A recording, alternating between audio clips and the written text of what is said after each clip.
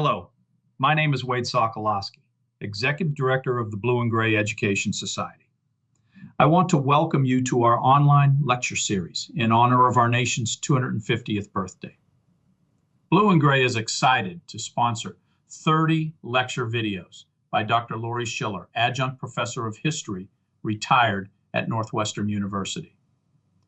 Follow Laurie as he takes us on this incredible journey to the early period of our nation's history. In addition to Laurie's lectures, if you want to experience firsthand by visiting some of these historic sites, please check out our award-winning guide into the Revolutionary War by historian Burt Dunkerley. And of course, the centerpiece of what Blue and Gray is known for, our fabulous series of sponsored tours led by distinguished historians and battlefield experts. To learn more about the Revolutionary War and other education programs, such as our battlefield tours and Blue and Gray's initiative to expand the interpretation at many of these historic sites through the emplacement of information panels, and more importantly, how you too can become a member of Blue and Gray, please visit our website listed below the screen at the end of this video. You can find us in Facebook, Instagram, and YouTube as well. Once again, thanks for watching.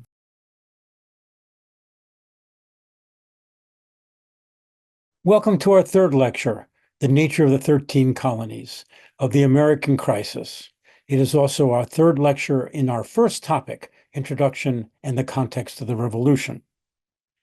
As I concluded last lecture, I have spent a little more time discussing what was going on in Britain, because when we learn about American history in our secondary schools, we tend to focus only on North America, and it is important to understand what was happening in Britain and that what the British government was doing was not happening in a vacuum.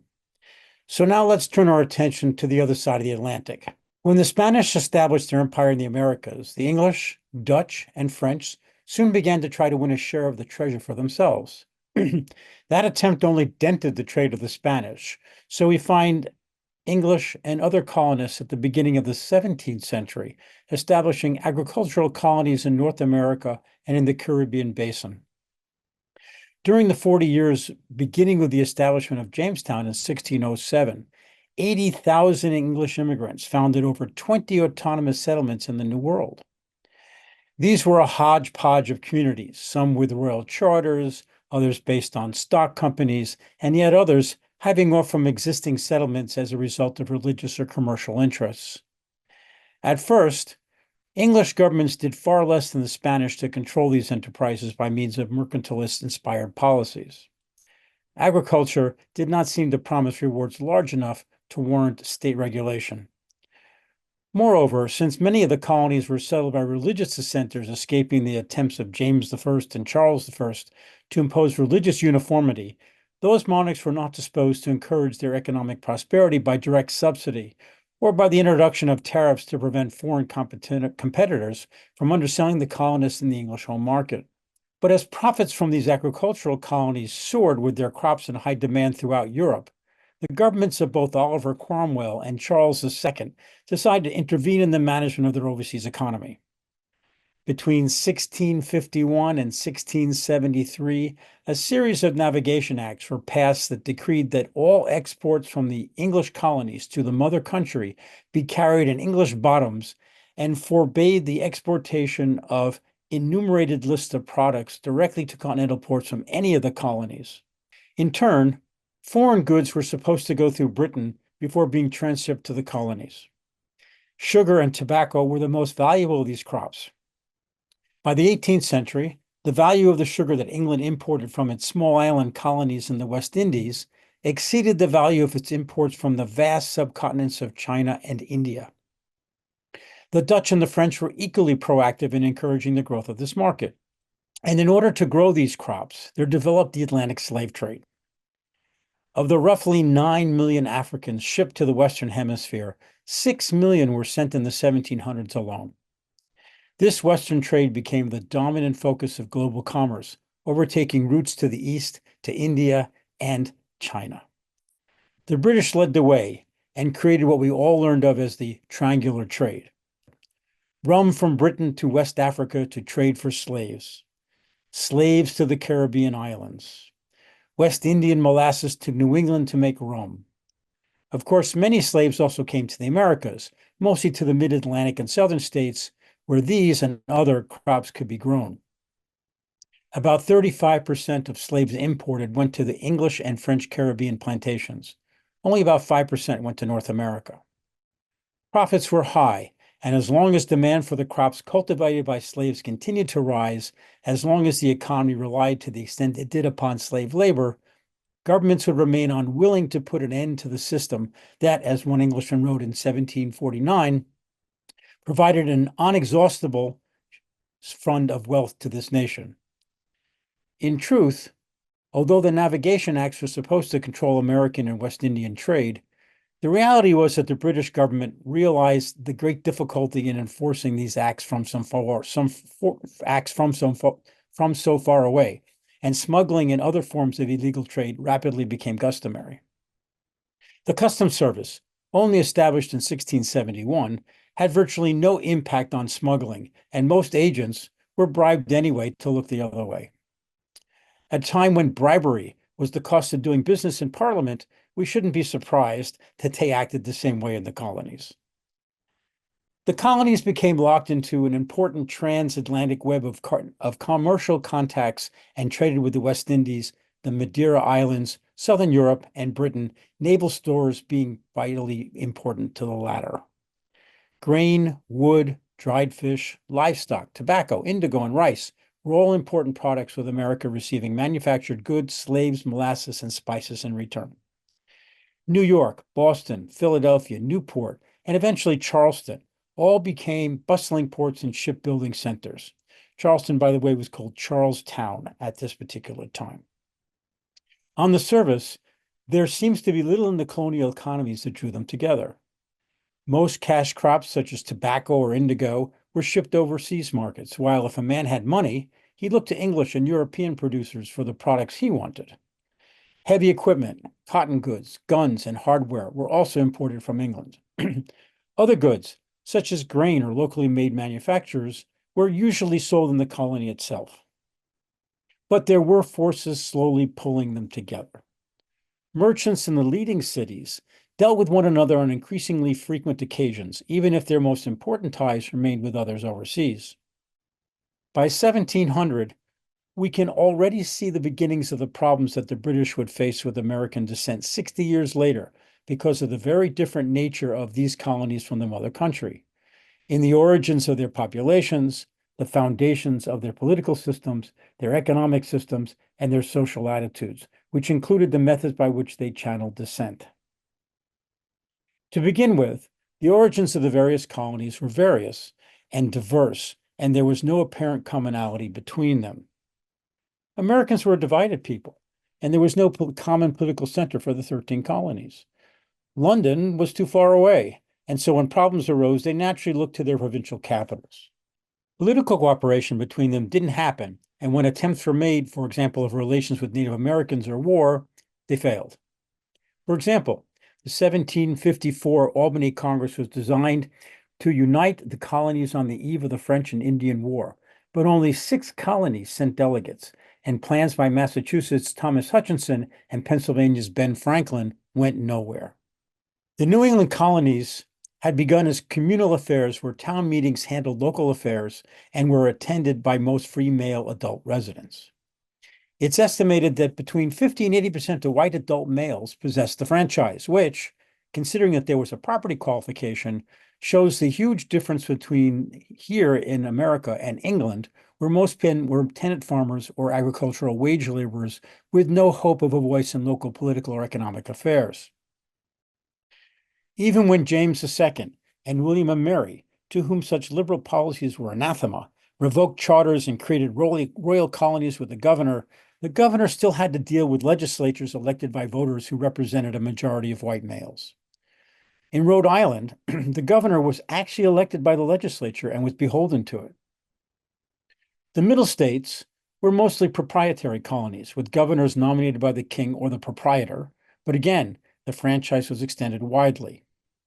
In Pennsylvania, for example, the 1701 charter granted the lower house all legislative power, the council, appointed from London, being only advisory. The lower South had its Tidewater aristocrats, but then there was a widespread franchise. Thus, although government retained English forms, representative government prevailed in all the colonies because most men were able to acquire land, and land was the key to the franchise. There were, of course, notables who rose to prominence via huge land ownership or commerce, but power, by the 1750, resided in the lower houses and was generally not a monopoly of a few big families. There are a few exceptions, especially in Virginia. Like the English government, the American government divided up the spoils of office, kept the peace, and most of the time at least kept order.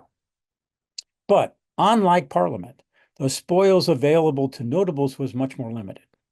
Primarily land which might be held for speculation and contacts awarded for supplies and equipment for both the frequent wars of the 18th century and for a developing economy stretching out into the undeveloped lands.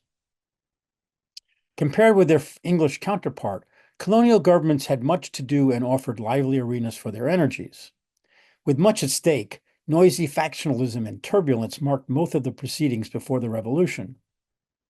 While Virginia and New Hampshire were exceptions, most colonies, most notably Massachusetts, New York, and Pennsylvania, were torn by factionalism, and royal governors were abused and their lives made miserable as they tried to sort out the factional knots. But factionalism also helped preserve political order. Since most white males could vote, they had a stake in the system and had no desire to see it collapse. They were also well trained in and exercised local political authority. Free adult property men influenced government and especially the taxation process. And though their eagerness to govern themselves often led them to fall into factions, they observed rules that made politics tolerable. In theory, local representative bodies could not pursue local interests in the face of the executive power granted by the crown to the royal governors.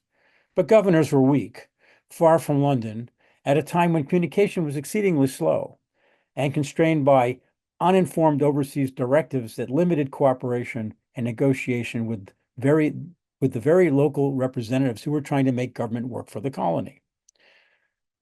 So although the political order was presided over by governors who, except in Connecticut and Rhode Island, were appointed in the home country, local interests managed to get their way in most matters despite instructions to the contrary given to those governors. Hence, despite royal interference, large measures of liberal and democratic development did exist with a strong legacy of self-rule. This situation was enabled by the loose nature of British government, as we have noted in the previous lecture. Although, as we have said, the colonies at mid-century apparently could not even attain a rudimentary unity and showed no desire to attain it, there was nonetheless a standard culture throughout the colonies. It was heavily indebted to England, and the institutions of politics and government on all levels followed English models. The official language, if you would, since there was no actual official language, was English in that that was the language used by the governing bodies. The established churches were English, and the prevailing social values were English. But immigration from other countries, including the absorption of Dutch and Swedish colonies, population growth, including generations born in America, and physical expansion into the interior of the continent, eroded its English texture.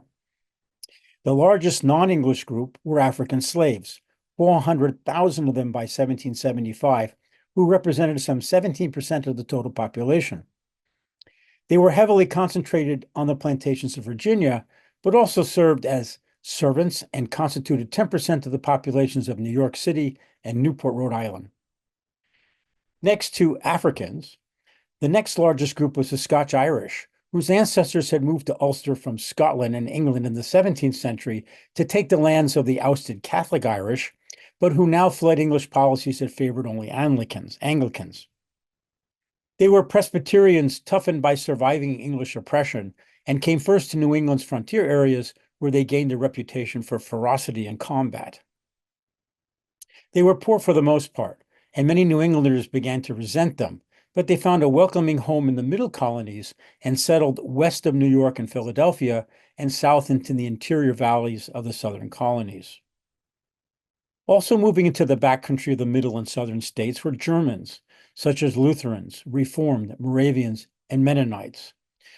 Renowned for their farming skills, they were recruited by William Penn as early as 1683 when Germantown, right outside of Philadelphia, was founded and came to represent 1/3 of Pennsylvania's population by 1775. Interesting, my wife's family, her father family came over in the 1720s or 30s precisely for that reason from Germany to get land and ended up settling in what was then Lancaster, and now it's Lebanon County, Pennsylvania, about 80 miles to the west of Philadelphia. Others in small numbers, such as the Dutch, Swedes, Finns, Welsh, Irish, French, and even some Jews, also came and contributed their cultural heritage to the colonial mix. Finally, about 25,000 Highland Scots, pushed out by poverty, settled in the 1760s in pockets in the Middle Colonies and in the Carolinas. Many of them came after the defeat of Bonnie Prince Charles and the Catholic or the Scots who tried to put him back into power as a Stuart, and they came over to this country. Between immigration and natural population growth, there had been a staggering increase in the number of people in the colonies. In 1700, there had been about 250,000 people, but by 1776, it had reached 2,500,000 people, or 10 times that number. Most of the growth was in the countryside. Some in the cities. New York, for example, grew from 11,000 to 25,000, Philadelphia from 13,000 to 40,000. But 90% of people lived in the countryside on farms and villages. They sent their goods to the cities, and the cities exported them overseas. Trade of all sorts expanded, fueled by population growth and westward expansion. The amount of land available per man increased, as did the number of slaves, which added to labor and capital. I should also add that while this was a society in flux, it was also a society that was stratifying into classes. There were the upper classes who gradually separated themselves in wealth and styles of life from everybody else. And there were the lower classes, small in numbers, but genuinely impoverished, who made their appearance in the cities. Land, and slaves or tenants, generated the wealth of the large landowners in the country, and commerce generated most of the great fortunes in the cities. One other major area we must mention is religion. Many of the original colonies were founded by people seeking to practice their own religion without interference from the government in England or its official church, the Anglican Church. Ironically, in 9 colonies, there was an established church that received public taxes, but the most fervent believers remained outside their doors. They followed the call of the Spirit and despised the formality and the rationalism of the established bodies. They called that sin. In the 18th century, in New England, the Congregationalists who had founded the settlements had to deal with increasingly powerful groups of Anglicans, Quakers, and Baptists who fought for exemptions from paying taxes to the Congregational establishment. In the Middle Colonies, Quakers and Presbyterians fought for power, while Maryland had been founded as a Catholic refuge and Anglicans held sway in the South. These churches were split even more by the Great Awakening of the 1740s, which factionalized the old churches and motivated individuals to an awakening of the spirit and a personal seeking of God. The awakening recalled a generation to the standards of Reformed Protestantism, which had prevailed at the time of the founding of America. It revived values summed up best by the greater emphasis on individual experience and its lessened concern for traditional church organization. At the same time, it produced a concentration on morality and right behavior, a social, ethnic supple enough to insist on the rights of the community while supporting the claims of the individual. The awakening, like mobility and economic and demographic growth, fed congregational democracy, which promoted the feeling of we in dealing with life and eventually the problems presented by the coming crisis. The political ideas of Americans in 1760 did not take their origins from congregational democracy or from revivalist religion. The Protestant culture that had formed the basis of society for the Revolutionary generation's ancestors, who had fled England to escape the sins of a corrupt government, figured greatly in an American mentality prone to conceive of politics in the terms of a moral code that emphasized virtue, frugality, industry, and calling. George Washington and his colleagues may not have been men moved by religious passions, but they were all imbued with an American moralism that colored their perceptions of politics. Their responses to the crises after 1760 were the actions of men who felt that Providence had set them apart for great purposes and gave the revolution much of its intensity and much of its idealism. This is why I view the awakening as a turning point, because it revolved the traditional concerns of a Protestant culture that had always verged on Puritanism and saw George III and his Parliament as an overbearing executive assisted by idle, corrupt, and useless officials. As we have seen with the development of local authorities in England in the 18th century, the colonies were ruled by a whole range of institutions muddled and conflicted with each other, such as the Board of Trade and Plantations, who could evaluate colonial legislation and advise governments but had no real power. A variety of governors, assemblies, and customs service and ministers for the colonies, together with army garrison commanders, all had their say, resulting in gentlemanly bedlam, decentralization, and calculated forgetfulness that allowed the colonies to flourish. As I have stated, the reality was that all colonies were used to running their own affairs, royal governors or not. This created an essential disconnect between London and the colonies as to who was in charge. Had there been an enlightened colonial administration that was able to explain the realities of what was happening both to London and to the colony, the revolution might not have happened. But as it was, the government in England's interests lay mostly in domestic matters in Europe. The responsibility for the conduct of colonial affairs was not clearly placed, and the muddle of different types of colonial governments made it worse. The one relatively steady hand in this structure was provided by the Board of Trade, which funneled information received from the colonies to the Secretary of State for the Southern Department, whose chief interest, by the way, was Europe. But the Board of Trade was purely an advisory body, and often without influence, and whose purview was trade, not the administration of the colonies. In 1748, however, the Earl of Halifax became chair, and when he was made a member of the Privy Council in 1757, he was able to give intelligent advice on the colonial situation. Unfortunately, he resigned in 1761, so just as the American crisis was starting, there was again no one who really understood what was happening in the colonies. The reality was, although the colonies were all founded under the supervision of Britain, their objective situation and their virtual autonomy was not known or understood by the government of England, whose administrative and rather laissez-faire attitude contributed to both this confusion and colonial autonomy. At another time in British history, administrative inefficiency, even stupidity, and an absence of understanding would not have mattered much.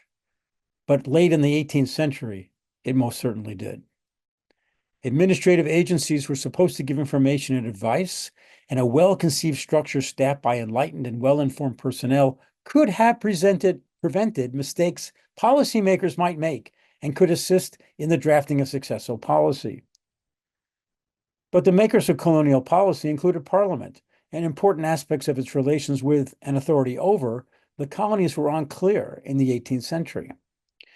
Parliament had, of course, regulated the economic affairs of the colonies through the Navigation Acts, had tried, unsuccessfully, to stop the importation of foreign-produced molasses into the colonies, and put limits on the production of woolens, hats, and iron to protect English industry.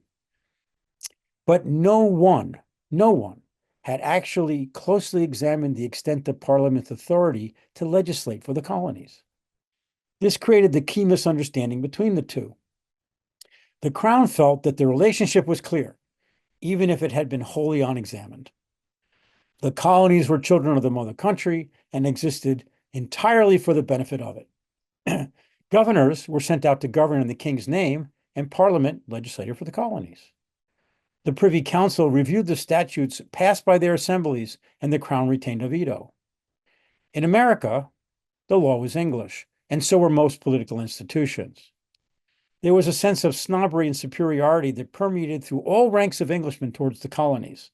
And the prevailing feeling in Britain was that the lines of colonial subordination were right and should remain unchanged. The colonies owed allegiance, and paid it, to the same king as England itself, But because their experience was different from the parent countries, this connection and those to the imperial agencies of government did not restrict them. Distance from England helped to keep the ties, those political bands Thomas Jefferson was to mention in the Declaration of Independence, slack. So did the robust political institutions, the provincial assemblies or legislatures, and the country town, the parish governments which gave order to colonial life. Whatever they thought in England, fact was that before 1776, the Americans had become almost completely self-governing. The crisis that came upon the American colonies that prompted the revolution was constitutional. It raised the question of how men would be governed.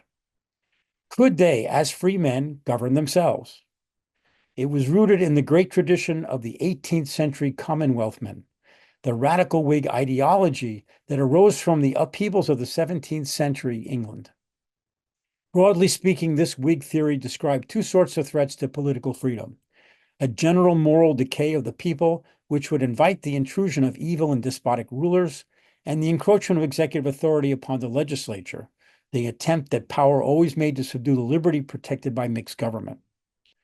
While marginal in England, this theory took hold in America because of the imbalance in political structure, which saw executive authority legally commissioned with great power, but actually weak in authority.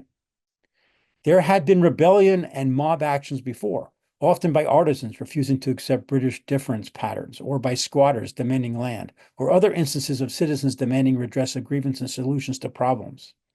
And this pattern of mob violence, this response would continue to be followed when Americans resisted the Stamp Act or the Townshend Acts. But the revolution was different in that it was broadly based in all the colonies, and it engaged the moral sensibilities of ordinary people in a profound way. The conflict which tore the British Empire apart between 1764 and 1783 drew upon the deepest moral passions of Americans of virtually every sort and status. How this came about, we will begin to examine in the next topic.